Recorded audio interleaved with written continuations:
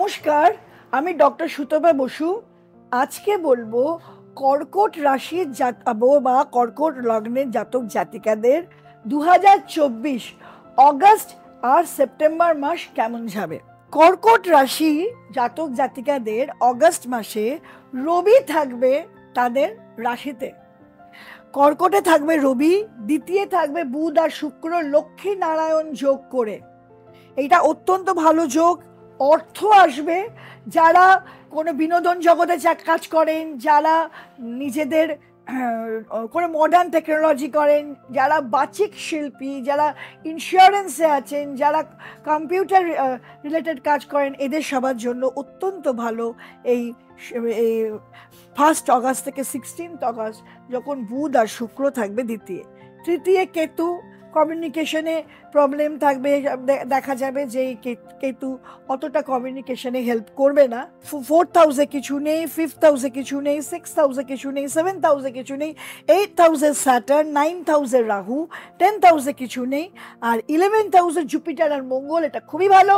Jupiter আর মঙ্গল অর্থ দেবে, এরা কুজিব যোগ করে জুপিটার বসে আছে। এবং শুধু তাই না, সব রকম সাকসেসও আপনারা দেখবেন কর্কট রাশি লগ্নের জাতক জাতিকারা সব রকম সাকসেসের সম্মুখীন হচ্ছেন বা সাকসেস পাচ্ছেন এই সময়টা।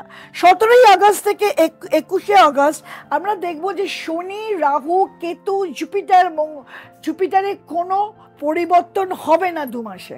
কিন্তু আমাদের যে গ্রহগুলোর পরিবর্তন হবে তারা হলো মঙ্গল, রবি, বুধ, শুক্র। তার মধ্যে বুধ রেট্রোগ্রেড হবে।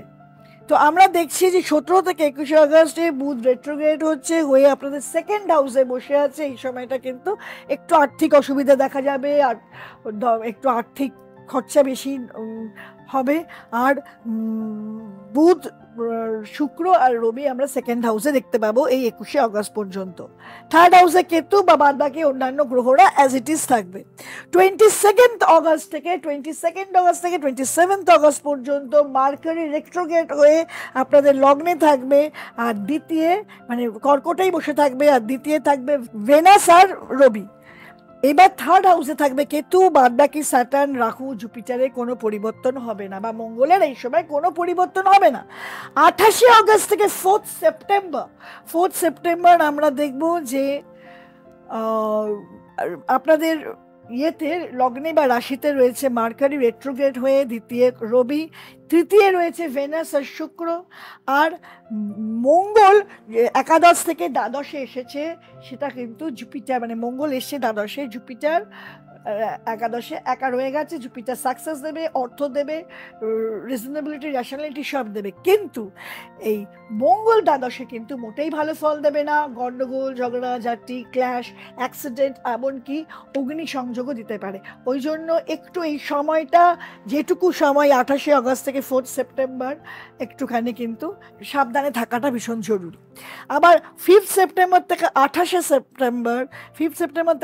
সেপ্টেম্বরও মঙ্গল দ্বাদশে থাকবে। এই সময়, এই পিরিয়ডটাতেও একটু সংযম থাকা দরকার। আপনাদের শব্দ চয়ন, যেখানে সেখানে যাদের, এটাও কিন্তু সবার নয়, যাদের মঙ্গল খারাপ, যাদের ন্যাটাল চার্টে মঙ্গল খারাপ, বা যাদের যে ঘর দ্বাদশ ঘর অ্যাফ্লিক্টেড, যে ম্যালিফিক প্ল্যানেটের যদি দশা অন্তর্দশা চলে তখনই খালি হবে।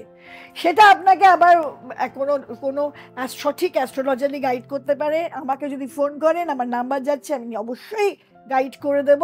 এবং আপনারা নিজেরা যদি কখনো এই অ্যাস্ট্রোলজিক্যালি অ্যাওয়্যার হন, তাহলে অবশ্যই ক্লাসেস করতে পারেন। আমার ক্লাস চলছে, তাহলে কিন্তু অ্যাস্ট্রোলজিক্যাল অ্যাওয়ারনেস আছে, তখন এইসব জানতে এর কাছে ওর কাছে যেতে হবে না, নিজেরাই করতে পারবেন। এই যে 5th সেপ্টেম্বর থেকে 28 সেপ্টেম্বর, এই সময়টা দ্বিতীয়ভাবে বুধাদিত্য যোগ, এটা কিন্তু সাংঘাতিক ভালো যোগ। এই বুধাদিত্য যোগ কিন্তু একটা দ্বিতীয়ভাবে বুধাদিত্য যোগ, মানে অর্থ আসবে এই সময়টা, পরিবার বৃদ্ধি হবে, পরিবারে হবে, পড়াশুনোর দিক দিয়ে ভালো হবে, কম্পিটিশন ভালো হবে। তো এই পড়াশুনোর উদ্যম দেখা দেবে। আচ্ছা, 3rd হাউসে কেতু আর শুক্র। এবার দেখা যাচ্ছে 28 সেপ্টেম্বর শুক্র গিয়ে যাবে হচ্ছে লিব্রায়, মানে তুলায়, আর কন্যা রাশিতে বসে থাকবে হচ্ছে রবি, বুধ আর শুক্র। কন্যা রাশিতে থাকবে রবি আর বুধ আর শুক্র, আর বাদ বাকি সব প্ল্যানেটগুলো তাদের নিজের নিজের জায়গায় বসে থাকবে, যার কোনো পরিবর্তন হবে না।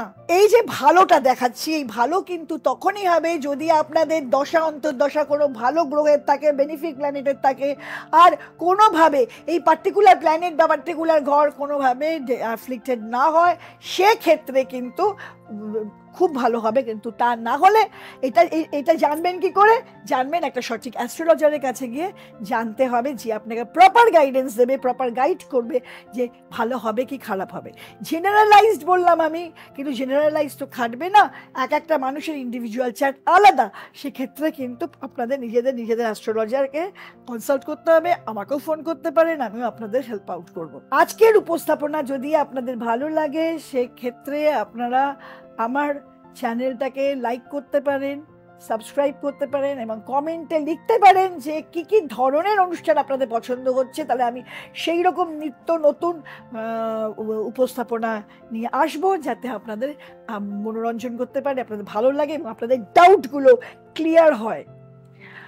যারা এখনো আমার চ্যানেলটা সাবস্ক্রাইব করেননি, তারা আমার চ্যানেলটা সাবস্ক্রাইব করে দেবেন এবং বেল আইকনটা প্রেস করবেন, তাহলে নিত্য নতুন নোটিফিকেশন দেখতে পাবেন। নমস্কার।